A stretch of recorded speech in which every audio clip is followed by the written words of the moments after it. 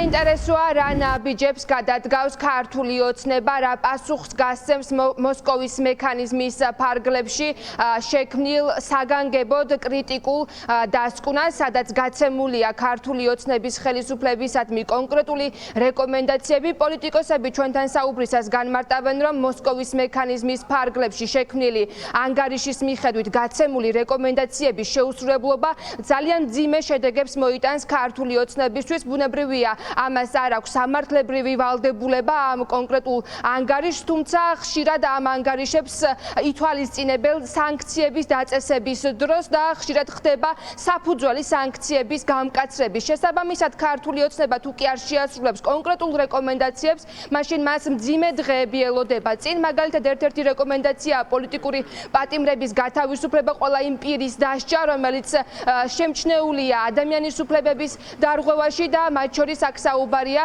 იმ კანონების უკან წაღებაში, რომელიც ადამიანის უფლებებს არღვევს და ზღუდავს როგორც მედიის, ასევე არასამთავრობო ორგანიზაციების საქმიანობას და მთელი რიგი დარღვევები, რომელზეც ამ ანგარიშია საუბარი. განსაკუთრებულ ყურადღებას პოლიტიკოსები ჩვენთან საუბრისას ამახვილებენ მათ შორის იმ ნაწილზე, სადაც საუბარია ვენის კონვენციის მუხლების დარღვევაზე.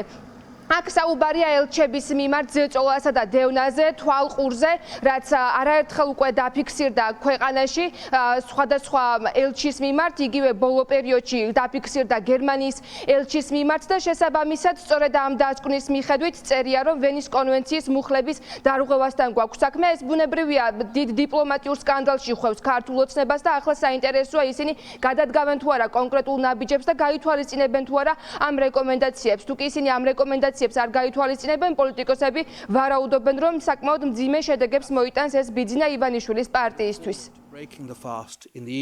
ეს ანგარიში, მოსკოვის მექანიზმი არ არის მხოლოდ ანგარიში, ეს შეიძლება გადაითარგმნოს ძალიან სერიოზულ საერთაშორისო სამართლის მიმართულებით, ასე ვთქვათ, ამას ჰქონდეს გაგრძელება საერთაშორისო სამართლის მიმართულებით და რაც აღწერილია ასევე მექანიზმში, რომ ის ადამიანები, ვინც პასუხისმგებლები არიან ადამიანის უფლებების დარღვევაზე, შესაძლოა ამ ადამიანების წინააღმდეგ რომელიმე ქვეყანა მიმართოს, ვთქვათ, ჰაგის საერთაშორისო სასამართლოს. ამიტომ საერთაშორისო სამართალი, როდესაც ერთვება უკვე, ეს არის უკვე გარკვეულწილად ძალიან სერიოზული საერთაშორისო ბერკეტი, რომელიც არა მხოლოდ საერთაშორისო საზოგადოებას აქვს, არამედ აქვს პრაქტიკულად ქართველ ხალხს.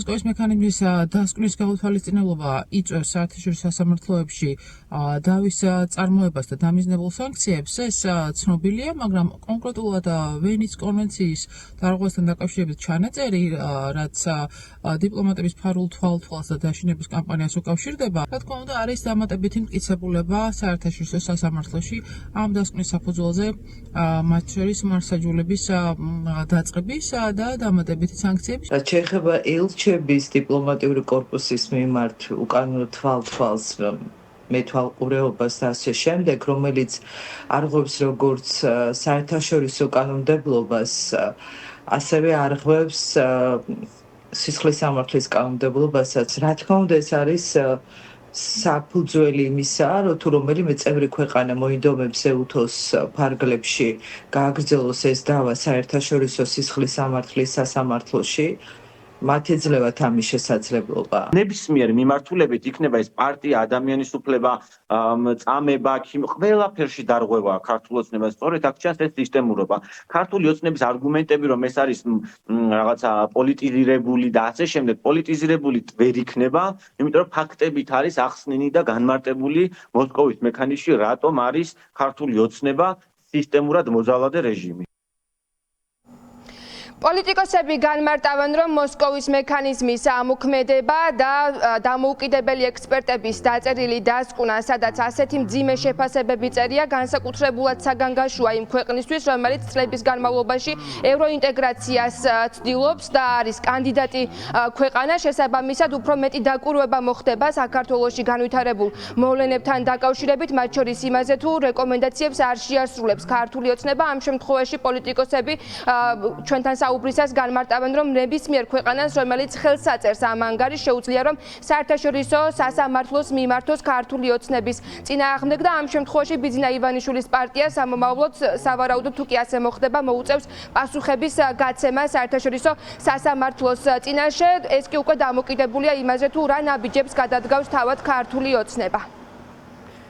პირდაპირ ეთერში ნინო ელიკაშვილი საუბრობდა.